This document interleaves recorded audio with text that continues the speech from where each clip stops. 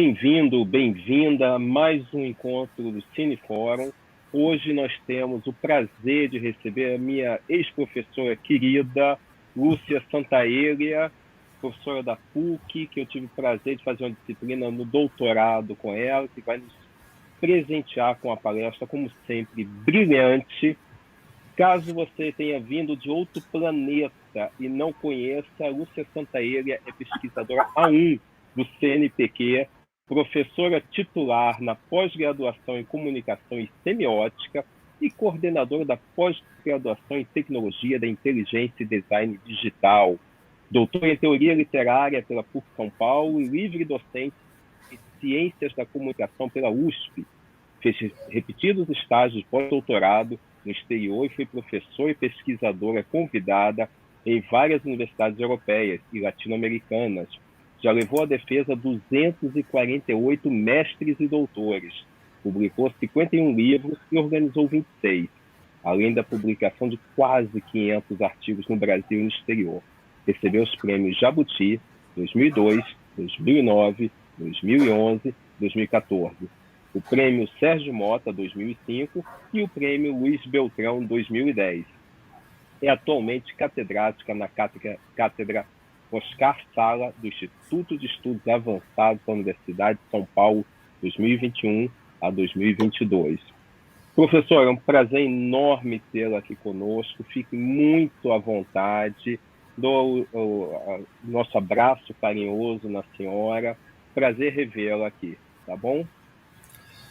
Muito obrigada, Nathaniel. Um prazer estar com você de volta depois de tantos anos. E um prazer também poder falar com vocês. Foi uma promessa que eu fiz durante a pandemia, daí não consegui cumprir. E o Renan ficou, não é, insistindo. Eu falei, bom, tudo chega a hora. Então, chegou a hora de eu me encontrar com vocês hoje e falar um pouquinho, conversar com vocês sobre esse tema que está muito quente, na crista da onda, que são as fake news e a desinformação. Então, vamos tentar compreender o que está acontecendo, que eu acho que é um caminho para a gente compreender, sempre um caminho para a gente agir melhor, né, Nathaniel? Então, eu vou compartilhar um PowerPoint, porque assim o roteiro a gente segue e vocês vão me acompanhando. Então, vamos entrar com o PowerPoint?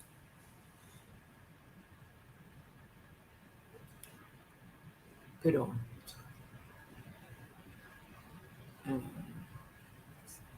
Não, ele não entrou. Deixa eu ver, o que está acontecendo? Não sei porque ele não entrou, deixa eu ver. Não entrou. O Renan está aí atrás tentando controlar. Será que eu tento? Isso.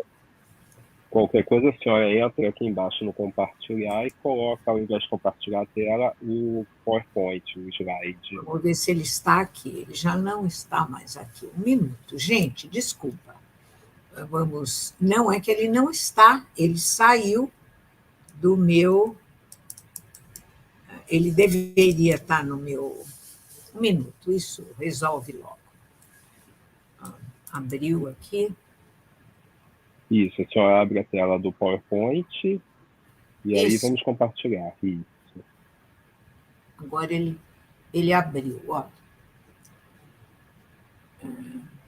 Você consegue entrar com ele, Renan, ou não?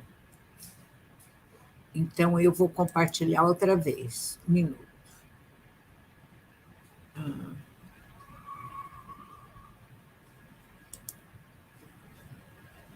Interromper.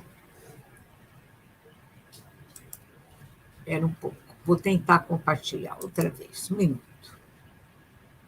É porque tem várias imagens, então é sempre bom a gente compartilhar a tela.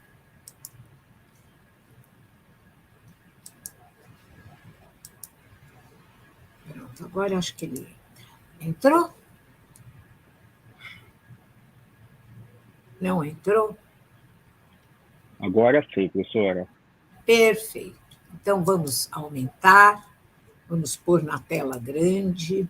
Pronto. Perfeito, perfeito. Está tudo ok por aí? Tá. Então, o tema que eu dei foi consequências da desinformação. Porque que nós estamos imersos na desinformação, eu prefiro ainda o nome fake news, porque a desinformação é uma consequência. A disseminação das fake news, que são notícias falsas, informação falsa, é a causa que provoca no usuário, no receptor, nos cidadãos, provoca uma desinformação a respeito daquilo que está, de fato, acontecendo.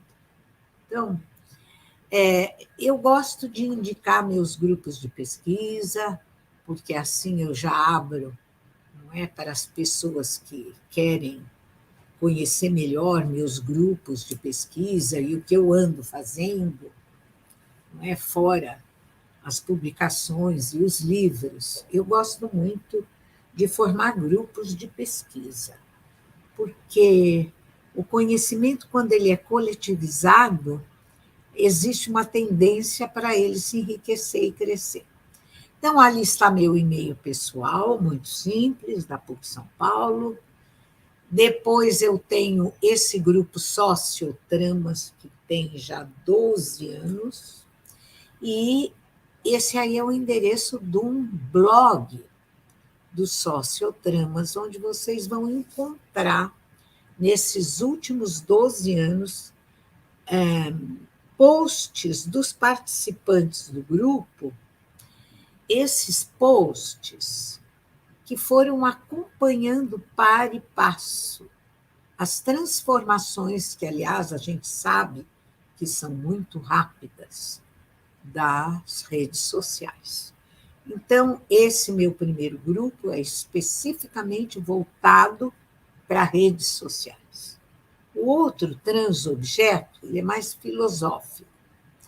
Então, ele trabalha questões da filosofia mais atuais, e de um tempo para cá, de uns 2 ou 3 anos para cá, nós começamos a trabalhar a inteligência artificial e as consequências da inteligência artificial para a ética, porque há muitos efeitos colaterais, não é, da inteligência artificial, apesar de que também muitos benefícios.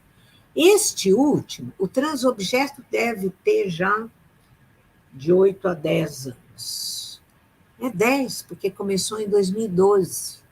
E o outro, o CIEP, é um grupo de pesquisa que eu tenho há 25 anos, porque eu me especializei na semiótica de Peirce, e já muitas teses foram defendidas sobre comigo, né? Doutorado. Não, deixa eu voltar um pouquinho. Doutorado sobre Peirce, e eles estão, esses pesquisadores, espalhados hoje por universidades no Brasil inteiro. Assim como Nathaniel foi meu aluno, então alguns desses alunos se especializaram em Peirce. Então, é um grupo de pesquisa muito rico. Acabamos de organizar um livro bem robusto, foi publicado em dezembro de 2021, sobre a atualidade do pensamento de Peirce e a relevância. Foi publicado pela a editora Letras e Cores. Então, vamos lá. Eu vou falar para vocês hoje. Primeiro, vamos apresentar o tema, né? Consequências da desinformação. O que é desinformação e o que causa desinformação. E eu não abro mão em relação a isso, porque muitos jornalistas, eles não gostam da palavra fake news, porque eles dizem o seguinte: se é fake, não é notícia. Se é notícia, então não é fake, ou seja, falsa. Porque a tarefa do jornalista é justamente aquela de passar, de transmitir uma notícia que tenha alguma fidelidade aos fatos que a notícia está traduzindo, né? Porque quando a gente fala de semiótica, tudo é uma questão de traduzir. Então, eu vou falar um pouquinho de fake news. Quando eu falo de fake news, eu estou, ao mesmo tempo, falando de desinformação, porque quando a gente acredita numa notícia falsa, nós estamos pensando que estamos nos informando, mas nós estamos nos desinformando. Então, nós vivemos num mundo agora onde a gente tem que tomar muito cuidado. Por isso que eu gosto de falar com os jovens, não é? Porque falar sobre fake news com os jovens é uma maneira também de a gente acender alguns sinais de alerta. Então, vamos, a primeira coisa que a gente tem que fazer quando vai falar de um tema é buscar, pelo menos, uma bibliografia assim, que eu chamaria básica, para que a gente não comece a distribuir opinião achando que está distribuindo informação. Então, tem muita gente hoje que fala de fake news, mas não se inteirou. O que estão falando sobre fake news? Aqueles que se responsabilizam por aquilo que falam, né? Porque as redes e as fake news são frutos disto. As redes estão povoadas de informação, de desinformação. Então, a gente precisa buscar uma informação que tenha confiabilidade. Olha, o Leão Serva, ele publicou esse livro, Jornalismo e Desinformação, a Van Alerta, em 91. Olha, eu peguei lá, já era a terceira edição. Ele estava adivinhando o que ia acontecer. Jornalismo e Desinformação. O livro é bom porque ele mostra que não são só as redes que cometem a desinformação. Às vezes o jornalismo também, claro que erra, porque todos nós erramos, mas entra na lorota, não é, de uma notícia falsa e acaba o próprio jornalismo veiculando a notícia falsa. Claro que o jornalismo agora está muitas precauções.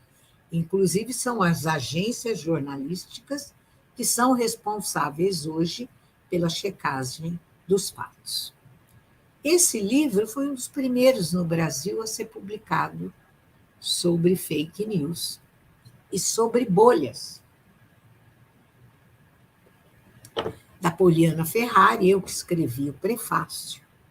E, aliás, foi ela, em 2017, que me colocou no campo dessa pesquisa.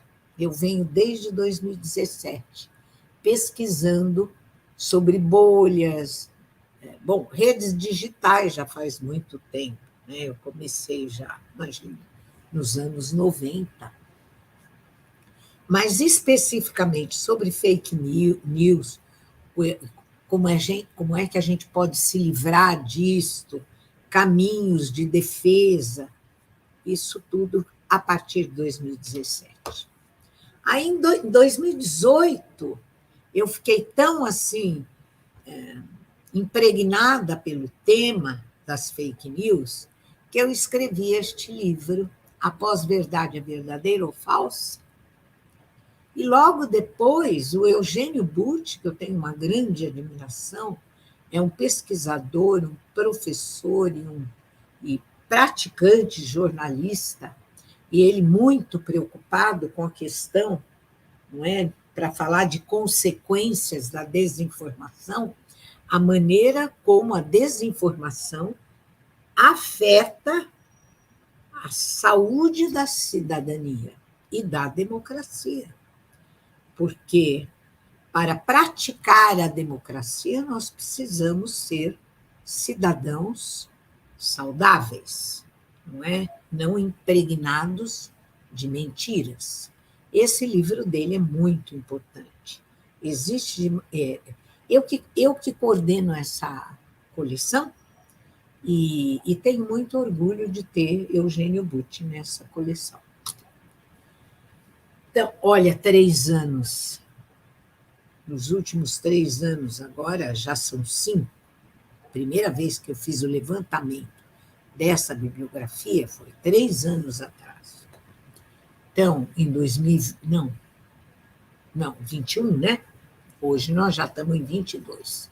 Surgiu esse livro, Ética e Pós-Verdade, mas bem dentro do campo da psicanálise.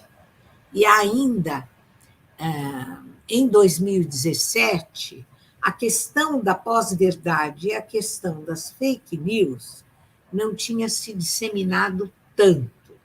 Mas o livro vale porque ele é pioneiro no Brasil, 2017, sobre o tema.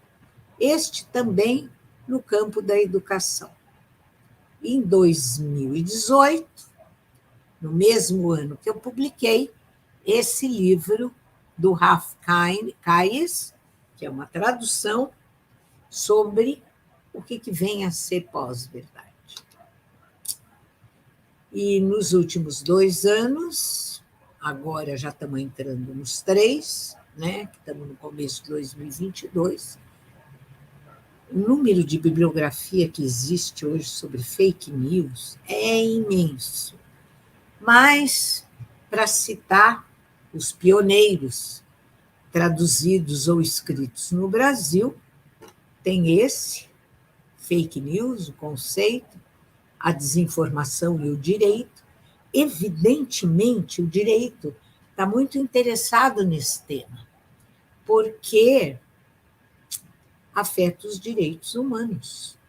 Não é? A mentira, ela fere os direitos humanos, porque faz parte dos nossos direitos sermos informados com fidelidade em relação aos fatos. Então, distribuir fake news fere direitos humanos. Tanto é que hoje, no Brasil, essa questão está sendo uma questão, inclusive, judicial. Esse outro livro, André Faustino, o outro, quando em 2018, 19, 20, comecei a trabalhar muito com esse tema, eu li esses livros. Na verdade, li. Bom, então, recentemente, eu publiquei, esse é bem recente, que é uma atualização do livro anterior, sobre a pós-verdade. Eu estava interessada em saber por que a mentira é tão poderosa. Vocês sabem que as pessoas compartilham 70% mais de mentira do que de verdade nas redes? O que é que a mentira tem que ela atrai tanto o psiquismo humano? Então, nesse livrinho aí, eu tento explicar, começo reivindicando a verdade, nós precisamos ter amor pela verdade, daí eu vou para a mentira, e daí os últimos capítulos sobre fake news e desinformação. Olha, como eu sou semioticista, é bom lembrar que fake news são signos, são linguagem. Elas são feitas de linguagem. Daí a relevância da semiótica. E o que quer dizer fake news? Fake, em inglês, não é mentira. Mentira em inglês é lie. Fake quer dizer, isso é importante, aquilo que é feito para enganar. Então, essa é a característica, por isso que eu falei que fere direitos humanos. Porque uma fake news, a intenção dela é ludibriar o outro. Então, ludibriar aqueles a quem aquela informação é transmitida. Bom, quando a gente fala sobre um tema, ou se interessa sobre um tema, precise buscar referências. Da onde é que veio essa história de fake news? Da onde é que veio essa história de notícia falsa e de pós-verdade? Foi desde um escândalo, desde a eleição do Trump, em 2016. É por isso que eu falo, quando a gente trata do tema das fake news, mentira sempre houve, fake news sempre houve. Não caiam nessa, claro que sempre houve, mas não da mesma maneira. Não é? Não existiam as redes, então a mentira não se espalhava com tanta velocidade. A gente precisava da comunicação com a minha vizinha, com os meus amigos, através do rumor. Então, tudo muito pessoalizado. Agora, não. Tem as redes. Então, tudo começou com a vitória do Trump e com o Brexit. E daí explodiu no ano seguinte, 2017, o escândalo do Cambridge Analytica. Toda uma história que eu nem vou contar em detalhes, porque se vocês entrarem no Google, ele vai falar para vocês melhor do que eu. Só entrar lá, o escândalo do Cambridge Analytica, e vai contar toda a história. Não é que o fake news cedeu informações e o Cambridge Analytica ele vendeu informações sobre os usuários das redes para a eleição do Trump. Tá bom? Vamos para os tipos de fake news, porque a gente pensa, mentira, pronto, mentira deslavada. Não. Por que a gente tem que tomar muito cuidado? Porque tem muitos tipos de fake news. Eu levantei 14. Variam entre notícia, história, boato, fofoca e rumores. 1. Notícias humorísticas, paródicas, que a gente pensa que elas estão sendo produzidas só para provocar o riso. Só que, quando elas tem como protagonista uma pessoa,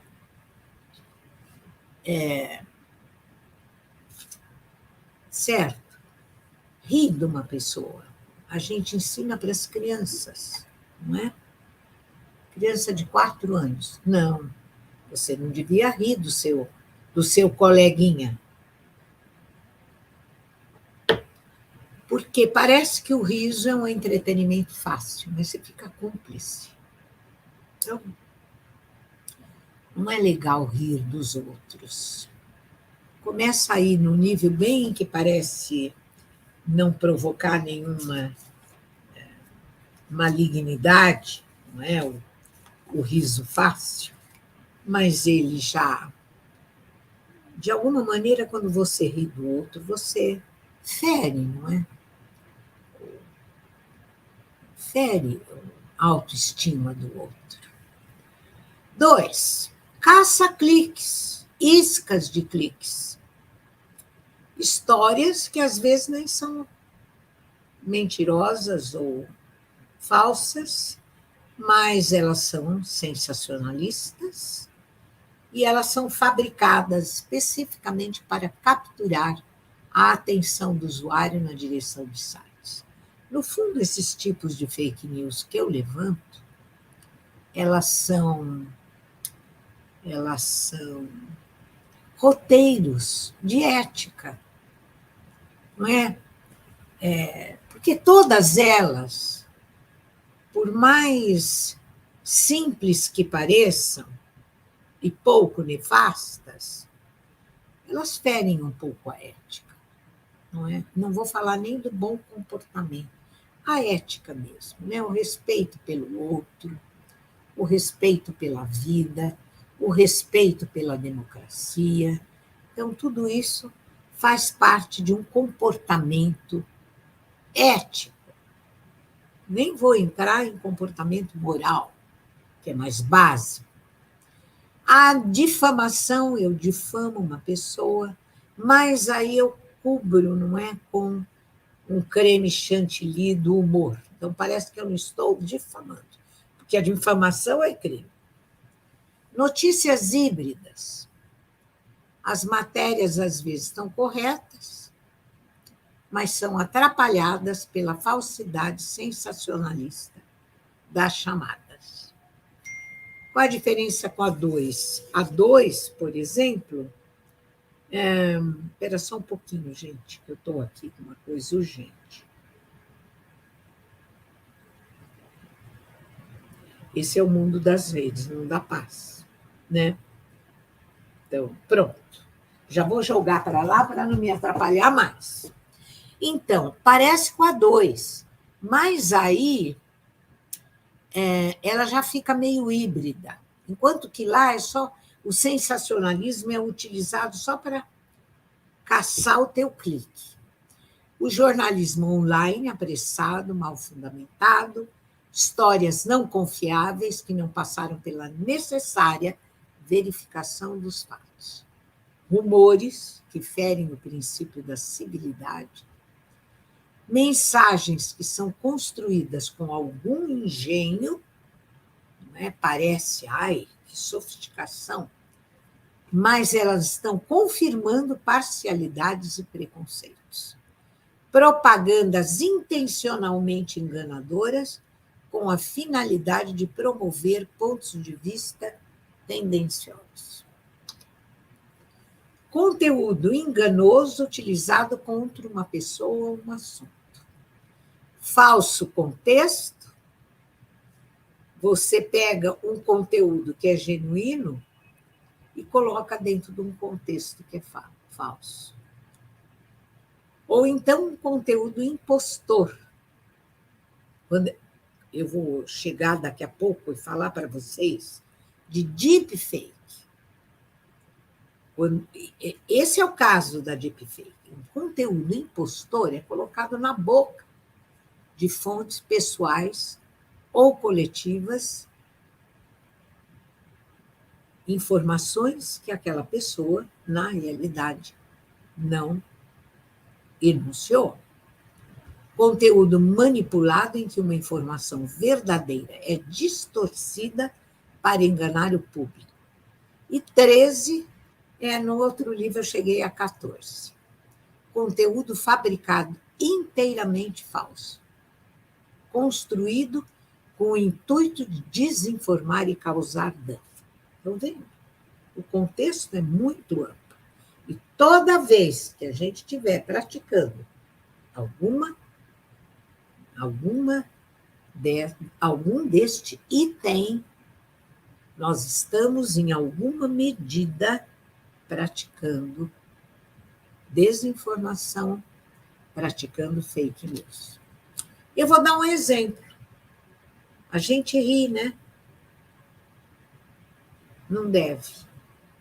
Então, muitos dos memes são bastante ofensivos. Afinal, mesmo que a pessoa tenha críticas a Carmen Lúcia, isso aqui fere a autoestima dela. Claro que ela está, não é? Não vai perder o sono à noite por causa disso aí. Mas, do meu ponto de vista, não é ético. Mesmo que a pessoa, não é, que quem faz o meme deteste essa pessoa, guarde para si. E, por outro lado, transmite na rede. Isso se espalha. A pessoa vê e ri, porque Chico Anísio era para rir. Entenderam? Olha, Eu vou dar alguns exemplos aqui, que são os exemplos mais difíceis da gente fazer a checagem. Vacina causa autismo. Usar o micro-ondas afeta a saúde. Alguns alimentos curam o câncer. Não é igual uma mentira de um fato que aconteceu ontem e que daí eu posso ir para uma outra fonte e rapidamente dizer, não, isso aqui é fake news. Esses tipos aqui, eles são enunciados como uma lei. Toda vacina, quaisquer micro-ondas, alguns alimentos têm essa generalidade. Então, aí a gente tem que fazer uma longa pesquisa. Tem que consultar o Ministério da Saúde, buscar informações sobre o referente. Muita gente acredita que não, se não é causa autismo, vacina traz danos. Como é que a gente vai explicar, por exemplo, que na Alemanha, grande parte da população, um país avançadíssimo, não toma vacina? Que tipo de informação eles têm como background para eles se recusarem a tomar vacina? E aí a doença se espalha. Mas como lá o Estado é pai e a medicina é espetacular, e daí morre pouca gente, eles se sentem seguros para não tomar vacina. Aqui no Brasil a gente toma vacina, porque não é bobo. Bom, o problema das fake news é que ninguém assume autoria. E parece a voz de um oráculo.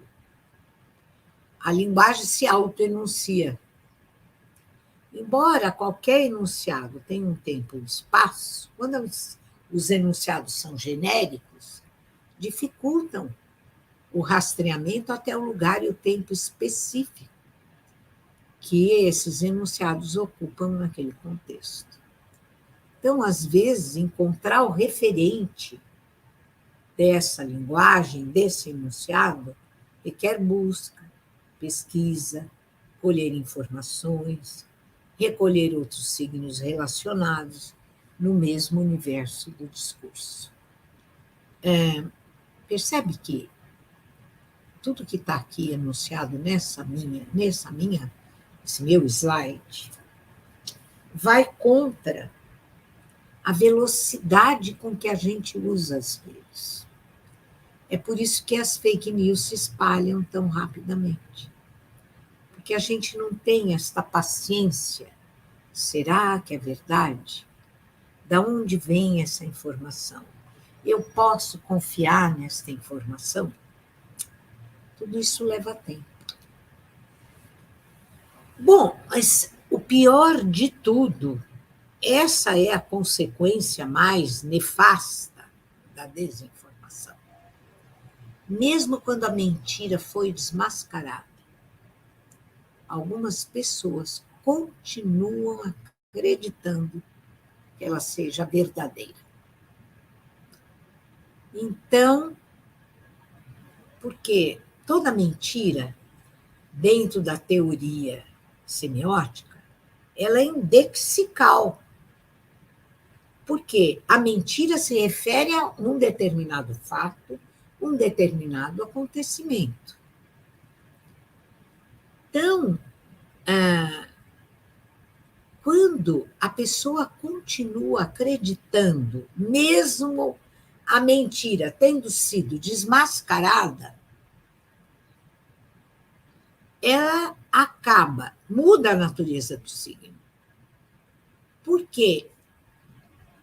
Ela se sintoniza, ela se casa com as crenças do usuário ou do intérprete. E é aí que vem uma consequência mais negativa, porque não adianta as agências de checagem fazerem a checagem dos fatos. Então, o que nós temos que tomar muito cuidado agora no ano de 2022 são as deepfakes. A inteligência artificial é aplicada a vídeo, que coloca, por exemplo, na boca de uma pessoa importante algo, porque a inteligência artificial ela consegue escanear, rastrear todos os músculos de quando a gente fala e o movimento do lábio e transpõe um enunciado para o rosto e a face de uma outra pessoa que não falou aqui. Então, correu pelas redes uma fala do Obama, e ele não tinha falado aquilo. Era uma deepfake, nós temos que tomar muito cuidado, porque nesse ano de 2022, nós entramos num ano de eleições no Brasil, e vocês sabem que o circo pega fogo. Então, muita mentira espalhada. Eu não vejo outro jeito, vocês vão ver daqui a pouco qual é a minha conclusão. Eu não vou adiantá-la. Mas o que a deepfake e as fake news acabam criando é uma desconfiança total. No que eu vou acreditar?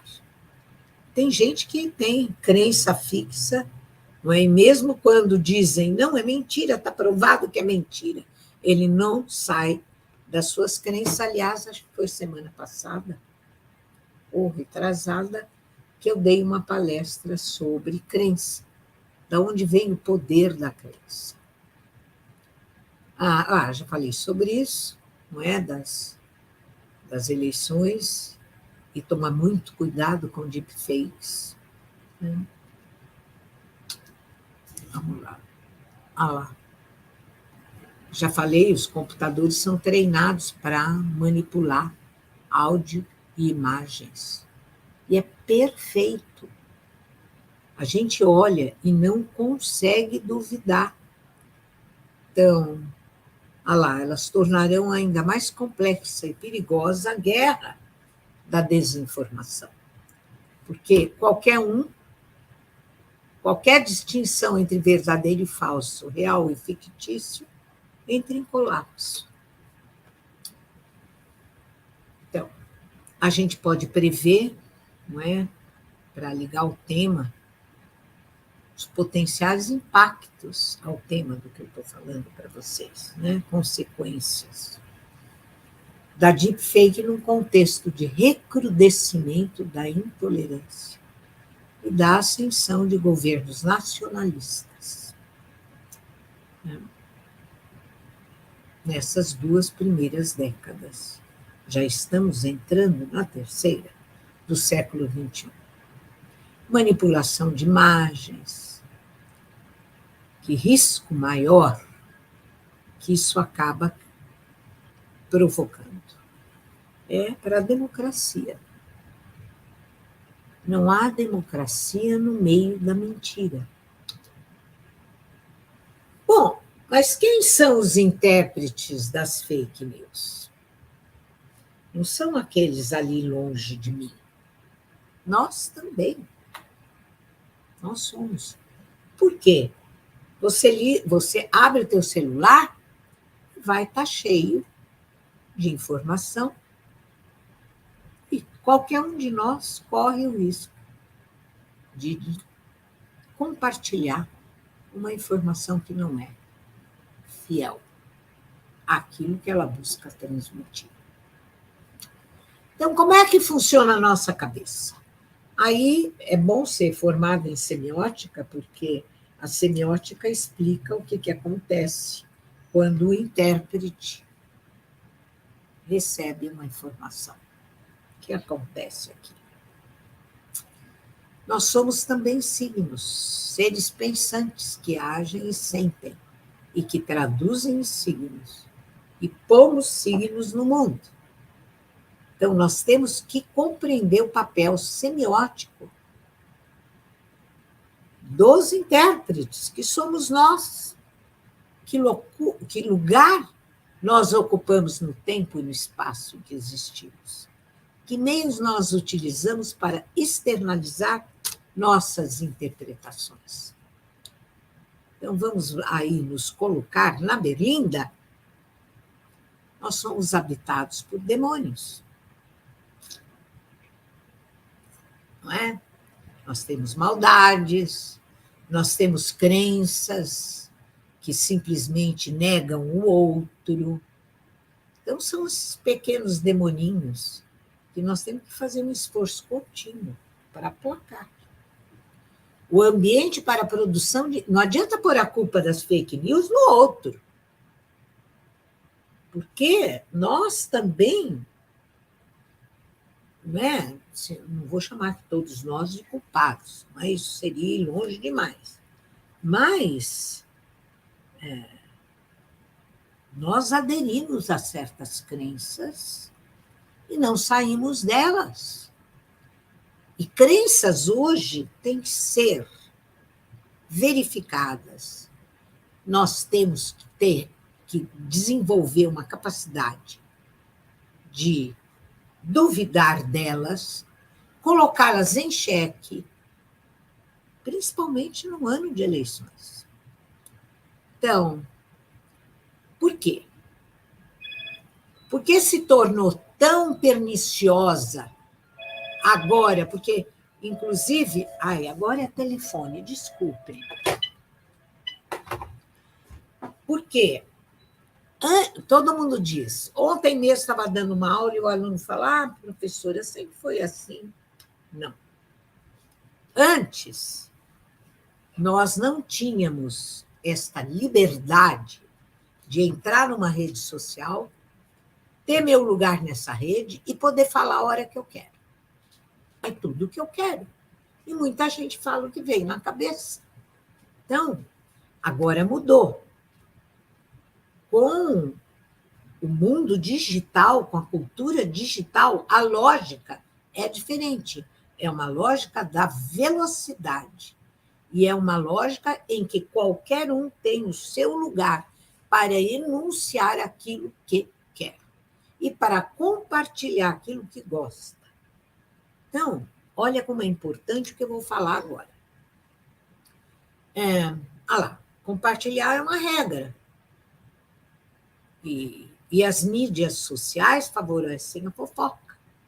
Novidade pela novidade, a velocidade da ação impensada, intempestiva. O que antes era autoridade para publicar, agora passa de mão em mão. E os links se parecem uns aos outros. Então, a gente perde a capacidade de ver o que tem valor e o que não tem. E não há regras para que você aceite o que se pensa, o que se fala, quando todas as normas deixam de existir. Por isso que o jornalista faz a diferença, porque ele, formado em jornalismo, ele tem aulas de ética, ele tem formação que é chamada de deontologia, tá? E nós todos vivemos em bolhas, porque tudo que a gente posta na rede são rastros que são monitorados por inteligência artificial e as redes devolvem para nós exatamente aquilo que nós queremos. Devolve para nós a mesmice. Não é? Esses sistemas de recomendação. Spotify, Netflix. Aliás, eu descobri um sistema. Já vou fazer a propaganda porque é tão sofisticado, tão maravilhoso. E eu só descobri essa semana. Chama-se MUBI. Filmes Extraordinários. E não faz sistema de recomendação. Ele, inclusive, é móvel. Bom, por que eu estou falando contra o sistema de recomendação? Todo mundo vai, que legal, eu gosto disso. Então, o Netflix já me recomendou aqueles filmes. Ora, Se a gente ficar só naquilo que a gente já gosta, nós vamos passar o resto da vida sem nenhuma mudança. E a aprendizagem exige mudança. Não existe aprendizagem sem mudança. Então, isso são as bolhas. E que remédio a gente tem para as bolhas? Quem escreveu esse livro foi Elie Pariser, em 2011. Ele, de uma certa forma, quando ele escreveu sobre as bolhas, ele estava antecipando uma coisa que se tornaria uma constante nas redes. Antes das redes, a gente já tinha bolhas. Os amigos, a família, não é? Aquele ambiente que nos circundava. Mas agora, com as redes, as bolhas ficaram mais vastas. E a gente acha, não, minha bolha agora aumentou. Só que se você fica só naquilo que já gosta, a tua bolha fica assim, ó, bem encolhida. Ela parece vasta, mas ela está encolhida. Então, vamos lá. Qual é a base psíquica para a gente gostar tanto das nossas próprias bolhas? Se chama homofilia e faz parte do funcionamento humano, do psiquismo. E Caetano Veloso tem uma frase maravilhosa: Narciso acha feio o que não é espelho, e a mente apavora o que não é velho. Então, vem daí o poder da crença, uma ideia, religião, afinidade política, futebol e etc. Futebol eu nem ouso dizer, né? Porque é uma paixão. Então, existindo nas redes, as redes amplificam o poder das redes. E os psicólogos cognitivos chamam isso de viés da confirmação. Então, porque a mente funciona pelo reconhecimento de padrões. E a gente é atraído pelos padrões já conhecidos, porque os desconhecidos dão trabalho. Elas são constituídas, bolhas, por pessoas que possuem a mesma visão de mundo, valores similares e o senso de humor e idêntica sintonia. Isso se constitui num ambiente ideal para a proliferação de fake news. Bolhas disseminam interpretações imutáveis. Mas, não tem solução? Eu não consigo sair das bolhas?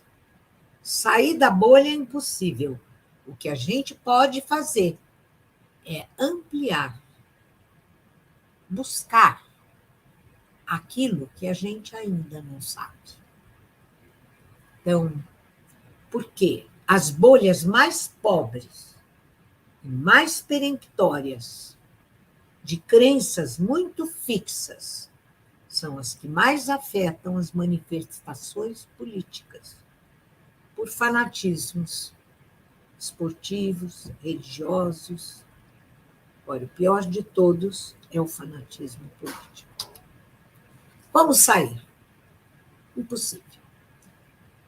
Aqui eu dou a minha conclusão, que eu não antecipei antes para vocês. Eu não vejo outra saída, senão a educação. Porque é a educação que nos leva a enriquecer nossas bolhas, torná-las mais porosas, abertas a novas informações, à escuta da alteridade. Nós temos que dilatar nossas bolhas, investir no autocrescimento, buscar e produzir novas interpretações.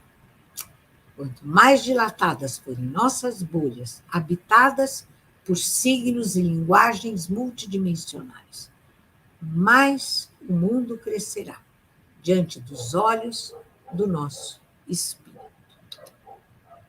Concluí. Muito obrigada. Vamos voltar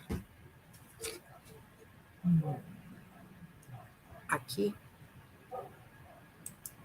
Professora Lúcia, muito obrigado pela sua fala, é um prazer tê-la aqui novamente. Vamos abrir para algumas questões, se a senhora puder, obviamente, e eu gostaria inicialmente já de fazer uma provocação para a senhora.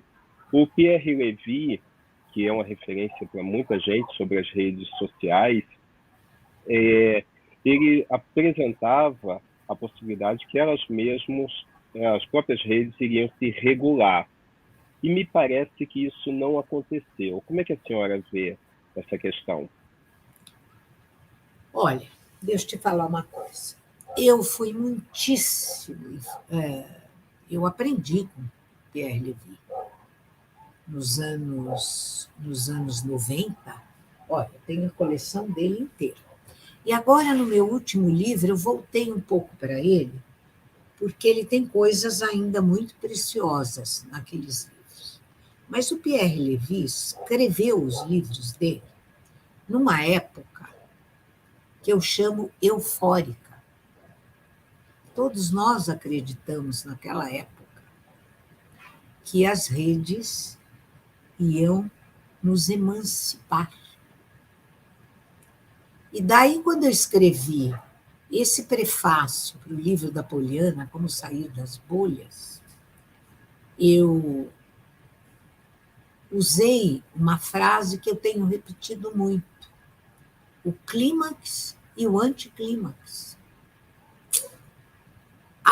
Quando as redes começaram a se disseminar demais, o Humberto Eco, por exemplo, tem uma frase que, quando ele pronunciou, acho que uns 3, 4 anos atrás, quando ele falou essa frase, eu falei, ai, que arrogante. Hoje eu concordo com ele. As redes deram a voz para qualquer imbecil e para todos os imbecis do mundo. Conclusão: estamos longe desse sistema auto-organizativo. Nathaniel, eu escrevi já, quer ver quando? 2007. Eu ainda acreditava em 2007 que as redes seguiriam um caminho auto-organizativo. Não. Hoje não tem nada de auto-organização, ao contrário. Não é? Hoje, isso, onde eu terminei, nós estamos em bolhas. Eu conheço pessoas que fizeram curso superior e que acreditam em coisas inacreditáveis e não saem daquela bolha. Eu não vejo outro caminho, senão educação esmerada, contínua. A busca contínua da informação confiável. É isso. E é uma pena que o Pierre Levy tenha parado, né? Ele entrou numa... Eu tenho aqui os livros dele. O último livro dele é uma abstração muito grande.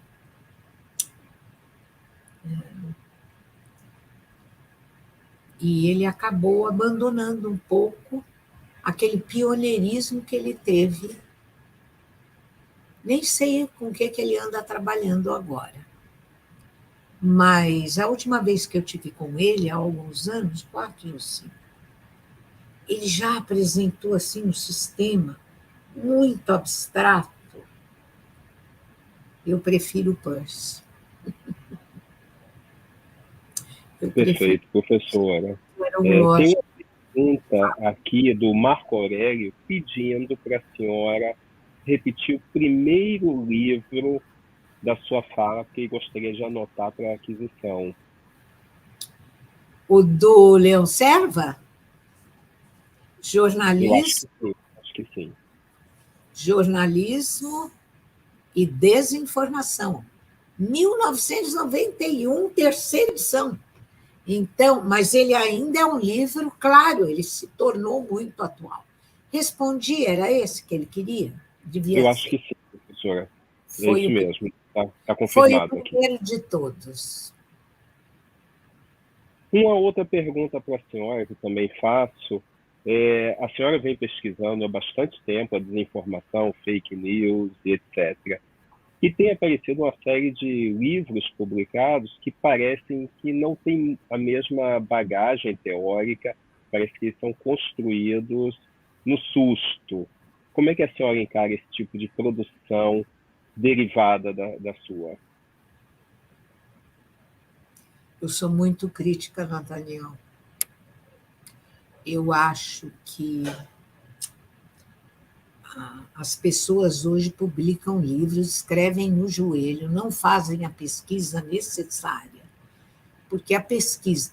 E, de uma certa forma, olha só o que acaba acontecendo com esses livros de joelho, que não fazem a pesquisa que tem que fazer. Porque quando a gente escreve livro, livro não é opinião, livro é pesquisa.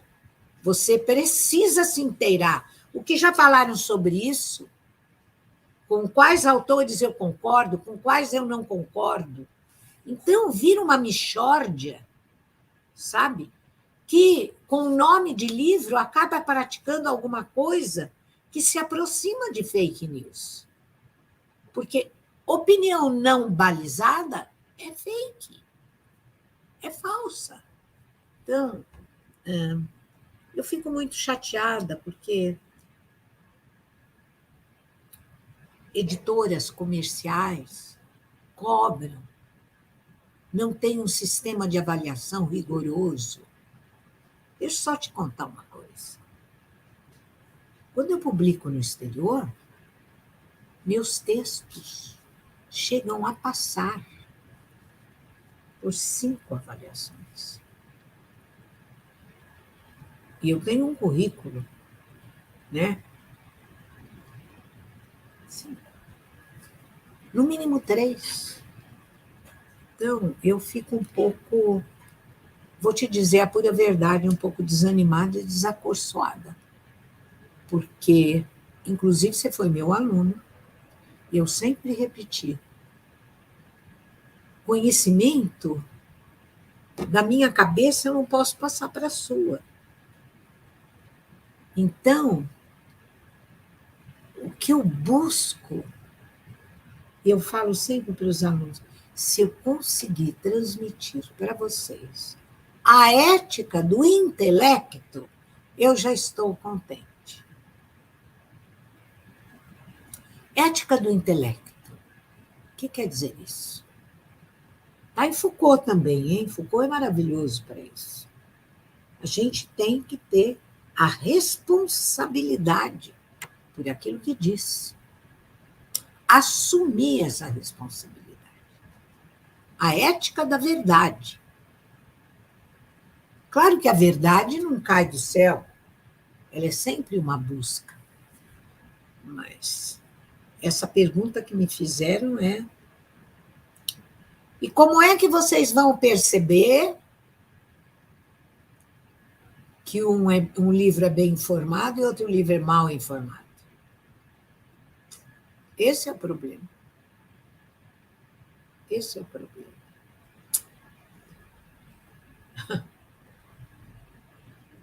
A filtragem, ela só vem com o tempo. Na medida em que o conhecimento sobre um determinado assunto vai sendo adquirido, aí a pessoa adquire a capacidade, né, da crítica. Enfim, o caminho não é o caminho de clicar na rede. Precisa desenvolver a paciência do conhecimento.